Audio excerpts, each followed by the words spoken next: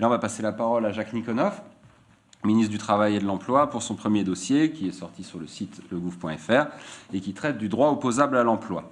Alors Jacques, pour ceux qui ne te connaîtraient pas, tu es ce jeune ouvrier soudeur, syndicaliste, puis chômeur, qui décida de reprendre ses études après 10 ans de carrière, l'université, puis Sciences Po et l'ENA. Un parcours pas très commun. Tu as été représentant français de la Caisse des dépôts aux États-Unis, professeur des universités, tu as été militant CGT, ancien membre du Parti communiste, membre fondateur et ancien président d'ATTAC, fondateur et dirigeant du PARDEM, donc pour une démondialisation qui est un de tes chevaux de bataille, et tu animes aujourd'hui la Dynamique populaire constituante, donc un projet nouveau, en plus d'être ministre du Travail et de l'Emploi du Gouv', tout ça avec 24 heures dans une journée. Tu es l'auteur de beaucoup d'ouvrages, j'en ai quelques-uns ici, que je vais pouvoir vous montrer. Chômage, nous accusons, la comédie des fonds de pension et Jacques Nikonov, sortons de l'euro, donc restituer la souveraineté monétaire au peuple. Peux-tu, s'il te plaît, nous parler du droit opposable à l'emploi? Alors d'abord, peut-être un mot sur ce que veut dire droit opposable. Pardon. Il y a déjà deux droits qui sont opposables. C'est le droit à la scolarité pour les enfants et c'est le droit aux soins de santé. Eh bien, il s'agit de faire de l'emploi un droit opposable au même titre que le droit à l'éducation et le droit aux soins de santé. Pourquoi, depuis une quarantaine d'années, le chômage reste-t-il à des niveaux si élevés? Il y a deux raisons. D'abord, les classes dominantes ont compris vers la fin des années 70 qu'on pouvait et qu'il fallait organiser le mode de régulation de l'économie, non plus par l'inflation, mais par le chômage. Et le chômage est devenu ce qu'on appelle la variable d'ajustement de l'économie. Et c'est d'ailleurs un motif politique, parce que ça permettait aux classes dominantes de rediscipliner le monde du travail par le chômage, à la suite de 1968 et des grandes luttes syndicales des années 70 qui avaient permis une inversion de la courbe du partage de la valeur ajoutée en faveur du travail. Ça fonctionnait et la courbe donc s'est redressée, le profit est remonté et le travail a été dévalorisé. Et puis ensuite, du côté du travail, les classes dominées ont lâché prise. Elles ont lâché prise face à la guerre idéologique menée par les classes dominantes et elles ont oublié, ou en tout cas on leur a fait oublier, les leçons des sans-culottes entre 1989 et 1993 et 1793 et les leçons des résistants pendant la Résistance et puis après avec le programme du Conseil national de la Résistance et la période de la libération jusqu'en 1947. Qu'est-ce qu'ont oublié les classes dominées? Elles ont oublié la philosophie politique issue des Lumières, celle des droits humains naturels. Selon cette philosophie politique, toute l'organisation de la société doit tendre vers la mise en œuvre de ces droits naturels. Or, le libéralisme a inversé les priorités. Il a mis la société au service de l'économie, c'est-à-dire au service de l'intérêt des classes dominantes qui possèdent les très grandes entreprises. Et donc, c'est cette inversion qui, aujourd'hui, paradoxalement, paraît naturelle aux yeux de beaucoup de gens. Si on veut résoudre le problème du chômage et de la précarité, il faut donc sortir complètement de l'univers intellectuel dans lequel le néolibéralisme nous a enfermés. Il faut une autre façon de penser et revenir aux sources. Je vais développer 3 points rapidement. Premièrement, donc, le droit opposable à l'emploi s'appuie sur la philosophie politique des droits humains naturels issus des Lumières, fixée dans la Déclaration des droits de l'homme et du citoyen du 26 août 1789.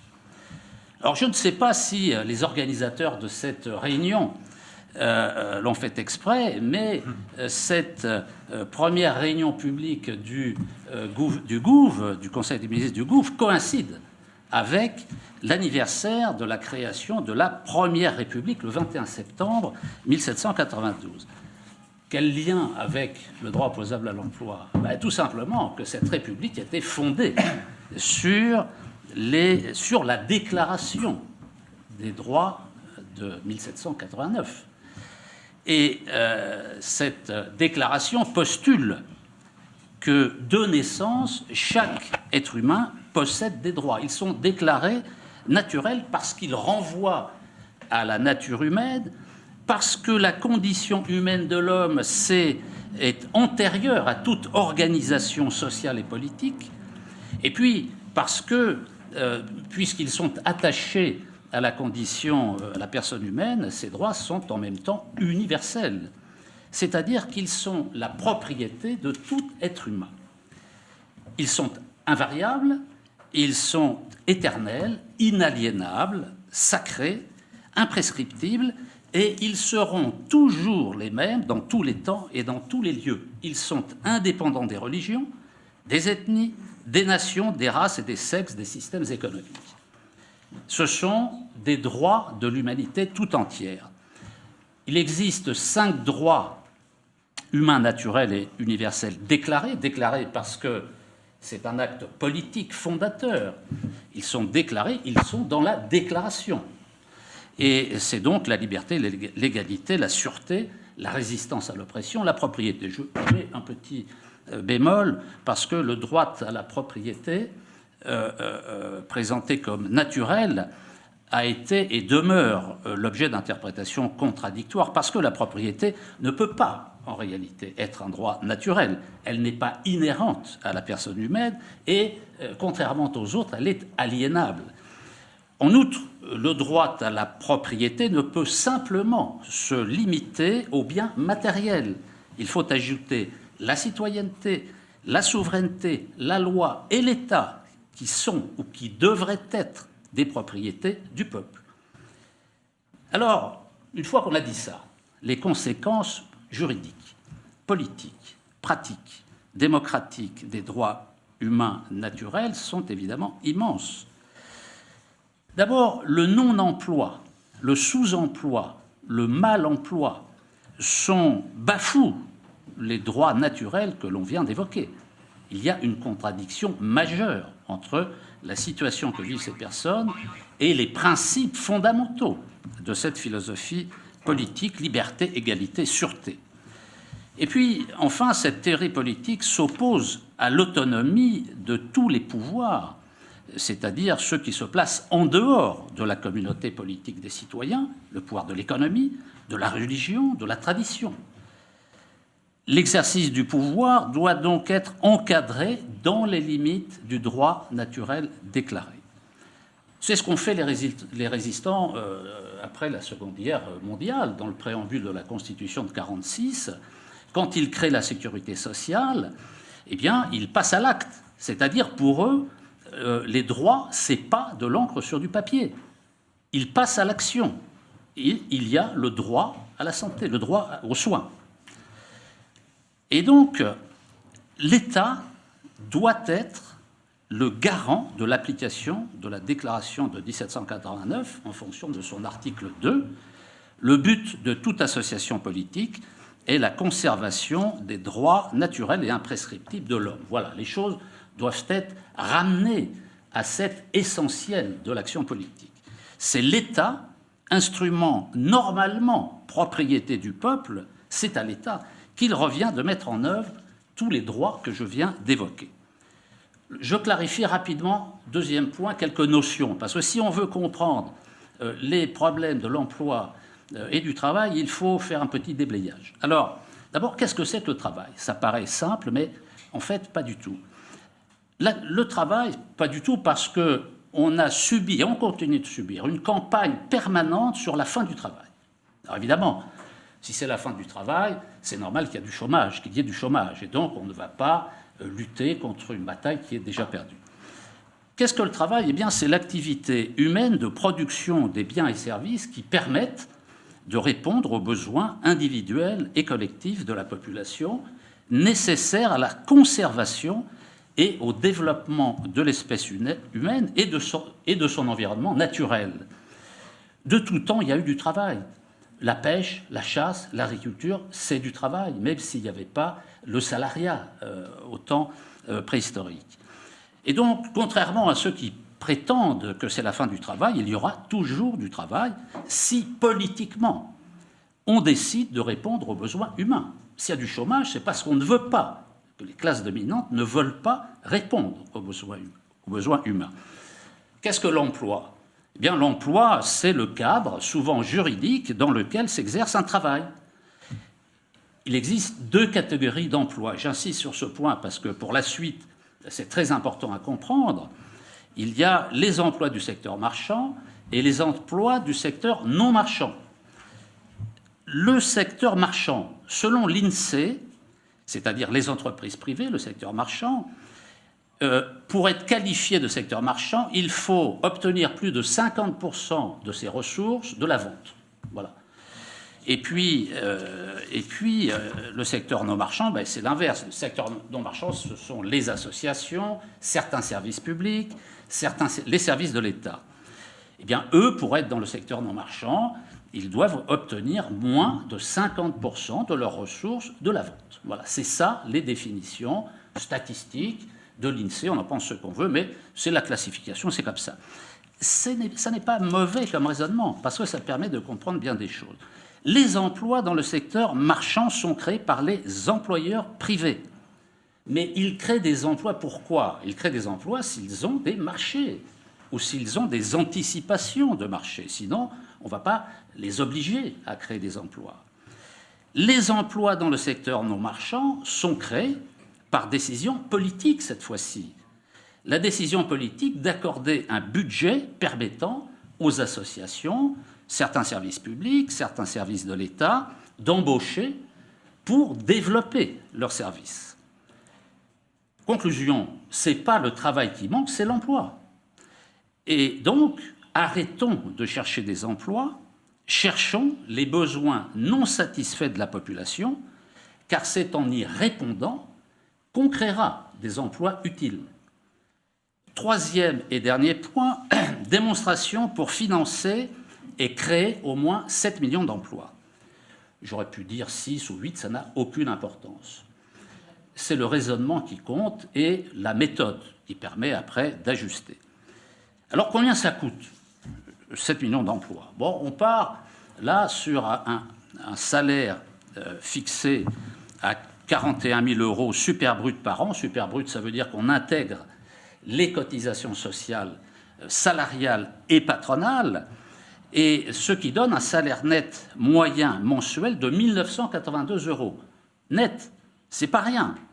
C'est pas rien. C'est-à-dire qu'on intègre dans ce coût moyen les augmentations de salaire dont doivent bénéficier les salariés qui ont été privés d'augmentation de salaire depuis des années. Alors, le coût fait 288 milliards d'euros par an. Cette somme peut paraître élevée, mais quand on rapproche... non, en fait, non. Non, je vois...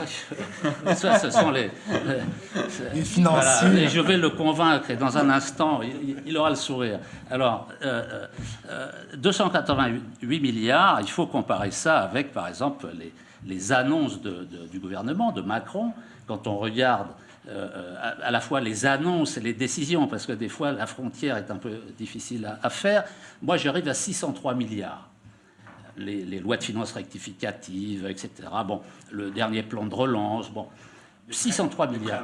Les prêts garantis par l'État aussi. Voilà. Alors, 603 milliards. Ben, là, en fait, si le gouvernement avait voulu résoudre le problème du chômage, il y avait déjà l'argent. Mais sauf que ces 603 milliards, c'est de l'eau versée sur du sable. Alors que les 7 millions de salaires qui seront versés correspondant à des emplois utiles auront au moins 5 effets positifs sur la société. 1. Améliorer significativement le niveau de vie des classes populaires. 2. Répondre à de multiples besoins sociaux jusqu'à présent délaissés. 3. générer d'importantes ressources financières pour les régimes sociaux grâce aux cotisations sociales encaissées, 59 milliards d'euros pour les retraites, on reparle des retraites, mais il n'y a pas de problème de financement des retraites, c'est faux. Et puis 19 milliards d'euros pour la santé, et ceci chaque année. Ce qui fait disparaître le trou de la Sécu rapidement, en 1 an, 2 ans, 3 ans, tout au plus. Quatrièmement, susciter une augmentation des ressources fiscales. Et cinquièmement, provoquer un effet multiplicateur de création d'emplois dans le secteur marchand cette fois-ci, grâce à cette injection de pouvoir d'achat liée notamment à la création d'emplois non marchands. D'accord ? Le multiplicateur, c'est on finance des emplois non marchands qui vont susciter derrière de la création d'emplois marchands. Alors, je termine sur quelques chiffres, donc voilà, je vais aller très vite. Les emplois créés dans le secteur marchand. Qu'est-ce qu'on peut faire dans le secteur marchand, là, concrètement, en termes de création d'emplois ? On peut créer 3 millions d'emplois très vite, dans les 2 ans qui viennent. Premièrement, réduction du temps de travail à 32 heures par semaine sans perte de salaire, potentiel 1,9 million d'emplois. Je ne détaille pas. Il y a des gens qui font des bonds sur leur chaise quand ils entendent ça, etc. On peut les rassurer, les calmer, pour leur expliquer. On n'a pas le temps maintenant, mais on le prendra. Deuxièmement, conversion des baisses de cotisations sociales patronales en salaire. 1,45 million d'emplois. Troisièmement, d'ailleurs, je prends un exemple, avec le crédit impôt recherche, si on le convertit en salaire, on peut embaucher, les entreprises peuvent embaucher 145 000 jeunes chercheurs qui, au lieu de partir à l'étranger, resteront en France, payés par le dispositif. Troisièmement, effet multiplicateur de création d'emplois dans le secteur marchand grâce aux emplois créés dans le secteur non marchand, j'en ai parlé. Bon, là, je passe, mais il y a des secteurs économiques qui vont bénéficier évidemment plus que d'autres de cet apport de pouvoir d'achat. Je passe le détail, vous avez tout ça sur le site du Gouv. Je précise une chose que, en fait, beaucoup de personnes qui entrent dans le dispositif du droit opposable à l'emploi, essentiellement dans le secteur non marchand, vont en repartir assez vite pour entrer dans le secteur marchand parce que l'effet multiplicateur aura démarré. Quatrièmement, politique de substitution aux importations dans l'industrie, ça a été évoqué, l'agriculture et l'agroalimentaire, grâce à des mesures protectionnistes, augmentation des tarifs douaniers, quotas d'importation. L'État aidera les entreprises françaises à reconquérir le marché national. Résultat, doublement de la production industrielle, de la part de l'industrie dans la valeur ajoutée, dans les 10 ans, 2 millions d'emplois créés.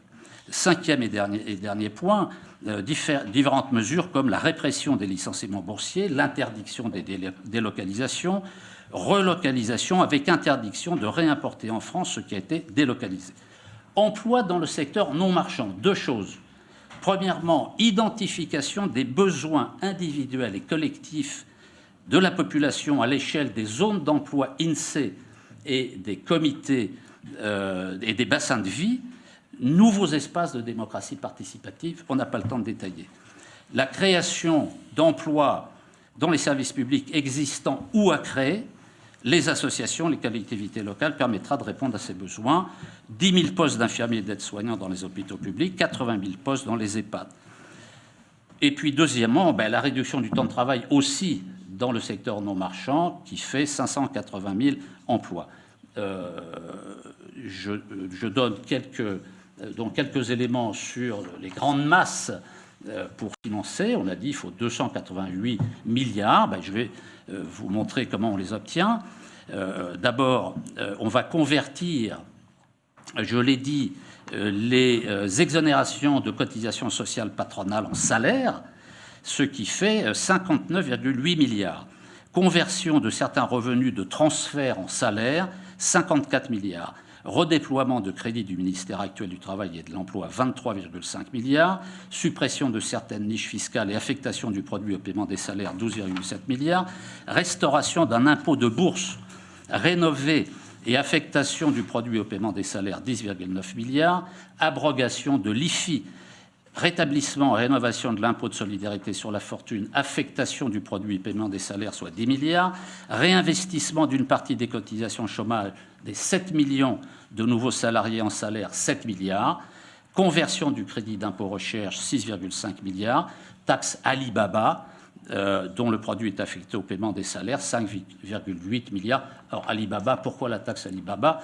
Parce que, vous connaissez tous Alibaba, les 40 voleurs, il se trouve que, selon l'étude du magazine Fortune, il y a 40 milliardaires en France, 40 milliardaires français. Donc là, on crée un prélèvement exceptionnel, annuel, proportionnel, de 2% sur leur actif, qui est de 291 milliards, c'est pas mal. 2%, c'est un prélèvement modeste, mais ça permet d'avoir 5,8. Et puis, c'est comme le robinet d'eau chaude, hein, on tourne, plus chaud, plus froid. Bon, on sait que là, on peut tirer des ressources assez facilement. Et puis, augmentation de 10% du produit de l'impôt sur les sociétés, affectation au paiement. Bon, je m'arrête là parce que je vois que je lasse l'assistance, cette valse des milliards. Je conclus en un mot. On arrive à 195 milliards. Il manque un petit peu d'argent. Eh bien, on va le trouver soit par un prêt forcé auprès des banques à taux faible, pour expliquer ce qu'est un prêt forcé, un prêt obligataire traditionnel et des avances de la Banque de France, des avances de la Banque de France, ou soit un cocktail de ces différentes techniques. Conclusion, on ne peut pas faire ça, c'est dommage. C'est dommage parce que ça permettrait de résoudre le chômage. Et on ne peut pas le faire parce que les traités européens interdisent de le faire. Les traités européens interdisent certaines aides aux entreprises, interdisent des mesures protectionnistes, interdisent le ralentissement de la circulation de la main-d'œuvre et des capitaux, interdisent que les banques centrales prêtent aux États. Bref, on ne peut rien faire. Et donc, il faut soit sortir immédiatement, unilatéralement, sans utiliser l'article 50, hein, parce que la Grande-Bretagne s'est embourbée dans l'article 50 du traité de Lisbonne. Il faut faire fi du traité de l'article 50 et soit donc sortir, tout simplement expliquer aux citoyens pourquoi il faut sortir, et puis, autre solution, suspendre l'application en France des articles les plus nocifs des traités européens. Voilà. Et donc, le dernier mot, c'est que la société à bâtir ne doit avoir pour objectif principal que de réaliser les droits naturels et universels selon le principe de l'auto-organisation de la population et de reprendre le contrôle politique de l'économie. Merci beaucoup, Jacques. Alors, Jacques est rentré dans beaucoup de détails. Est-ce que vous avez des questions à cette table qu'on passera rapidement? Ou Julie, des questions du public? Alors moi, j'ai des questions. La première, comment envisagez-vous la gestion des syndicats dans le monde du travail? Je pense que un gouvernement ne peut pas gérer les syndicats. Je ne comprends pas la question, parce que les syndicats doivent être libres. Et ce que peut faire et doit faire le gouvernement, le Gouv, c'est de créer des conditions juridiques et pratiques plus favorables à l'action des syndicats. Je vais vous donner un exemple. Je parlais tout à l'heure de la guerre idéologique de la classe dominante.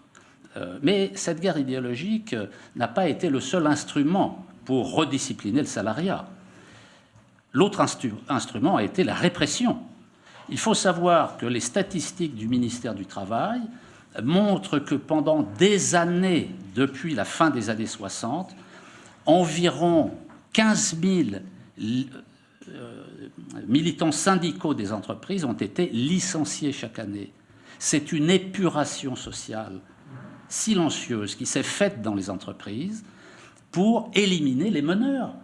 Qui étaient les meneurs? C'était souvent des militants de la CGT et du Parti communiste.